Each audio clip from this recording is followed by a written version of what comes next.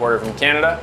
I have a business called Forward Specialty Green Coffee Importers, where I source competition grade coffees mostly and try to make them more accessible in the global marketplace. And I also have a roasting brand called Rosso Coffee Roasters, based in Calgary, Alberta, Canada. Today I am going to show you a roast profile on the Stronghold S7X, and we are going to roast a beautiful Brazilian coffee from Espírito Santo in the east of Brazil. This is a natural yellow bourbon that is processed and dried in a darkroom. So a unique sort of style of processing that Fazenda and the family are trying on their farm.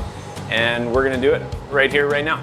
So I have my internal temperature target is set to 180 degrees Celsius. And my settings right now are set to 8.5 for hot air, 6.5 for halogen, 4 on the drum heater, and 8 on the bean agitation. So where I live in Calgary is about 1,100 meters above sea level, and I'm used to generally charging my S7 Pro to about 190, 195 degrees Celsius. We find at that altitude it helps with sort of energy momentum toward the beginning of the roast, and has been successful for us. And I think something that's really important on your roasting journey is to create something that works for you. It's not always recipe based, but look to see what others are doing and then maybe pivot and change what they're doing to best work for you and your environment.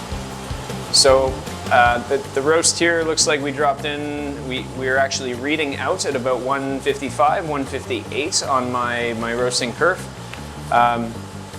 Which I think is a healthy place to start. I'm gonna let the first probably 3.5 minutes progress into the roast before making any adjustments, and just kind of watch for some different points on the roasting graph to see what sort of adjustments need to be made. Generally speaking, when roasting with my Stronghold, because I have an S7 Pro, I'm not super familiar with the drum heater as a setting, so I'm just going to leave that fixed and flatlined today. It's going to stay at 4. My variables back home that I'm most used to, of course, are the hot air, the halogen, and the bean agitation. So rarely do I play with bean agitation as too much of a variable. I'm usually looking at hot air and halogen. And on a coffee like this that's relatively dense, I want to give more energy in the early stages of the roast, and then I'm likely just going to staircase down the energy between hot air and halogen in sort of parallel lines. So right now there are 2 points difference between the hot air and the halogen, and just as I decrease the energy as the roast goes on, I'll probably stick to about a 2-point difference unless I see something on the roast that's kind of jumping or making a big change in activity. I really like the application of halogen, especially early in the roast, because I feel I can permeate the interior of the bean. And I think a lot of people forget that in the context of coffee, we're brewing the entire bean. So when roasting, I'm really looking to bring a uniform development color from external to internal of the bean, and the lowest amount of deviation between those two colors. Back home we use a tool called a color track. You might have Eggtron or Lightells or some other system that's giving you the specific hue of brown that your coffee is being roasted to. But for me, the halogen heat source really helps develop the internal of the bean. And in doing so, I believe I can create a lighter roasted coffee that's more well-developed and more full flavor, better extraction, pushing more out of the coffee itself when it comes time to brewing, whether it's espresso or filter. So looking at some of my parameters here, I think at this stage everything looks relatively healthy on the graph. I'm just gonna kind of let the energy sources ride. My rate of rise seems to be in a pretty good spot. No issues or concerns at this stage. Coffee looks like it's just moved into the yellowing phase, so I think again a healthy sort of point in the roast. I'm targeting about an 8.5, maybe 9-minute roasting chart. So we'll see how that plays out through the course of the roast here. This is a large batch size, 800 grams out of the 850 gram capacity that they recommend for the S7.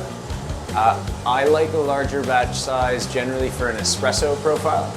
I find there's more heat transfer amongst the mass of beans within the bed that often leads to maybe a little more sweetness and a little more body in the final product.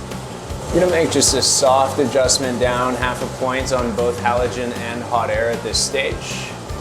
The reason I made that soft adjustment, so just looking at the rate of rise, the lines, the bean's surface rate of rise looked like it was starting to sort of flatline, and then the rate of rise on the internal probe looks like it was sort of starting to hit that too. I want to see those somewhat coming down on a constant down and to the right. So again, seeing a little bit of action there. Let's kind of hold strong for a second. I think a big part of roasting is not being overly reactive, but paying attention as the roast is happening and using the different indications that we get here on the screen, or if you're plugged into a Cropster Artisan, some sort of cloud-based software that's monitoring your roast profile, just being attentive to what's happening on the charts in order to ensure, well-developed, properly developed coffees.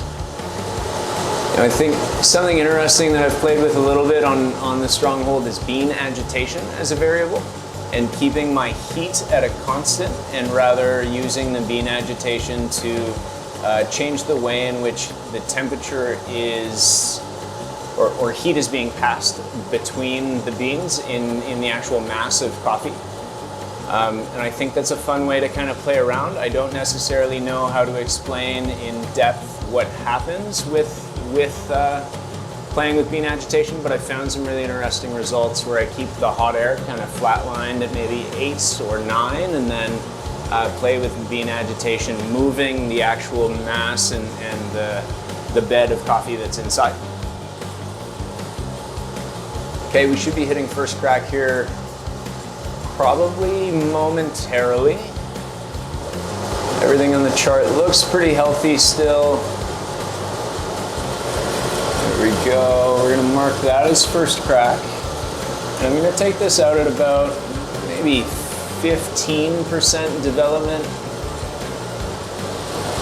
It's pretty good. I'm going to take these both down a little bit, and then I'm actually going to go further with the halogen. I think the halogen is interesting.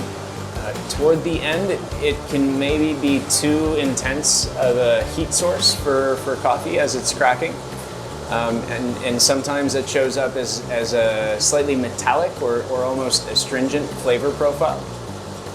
So too much halogen can be a bad thing, but the right strategic use of halogen can be wonderful for a coffee. We're looking okay. Probably pretty close here. We're at 13% development. The graph still looks pretty healthy. The color here looks pretty good. Let's step these both down a touch again. And take this to 16%, and here comes the release. Mamma mia! Looks lovely. There's still a nice soft hue to the brown. The beans are looking relatively consistent. It's somewhere between a light to medium. I think on a color track this would maybe read out, I don't know, a 55 or so on the external, 56. And on the internal, hard to say from here, but maybe high 40s. So I think this looks like a nice spot where we'll capture and showcase the acidity of the coffee, the complexity of the coffee, and hopefully we're at a point that's fully developed to really show the varietal, the process, and the terroir. There's Roasting with Cole on the Stronghold S7X.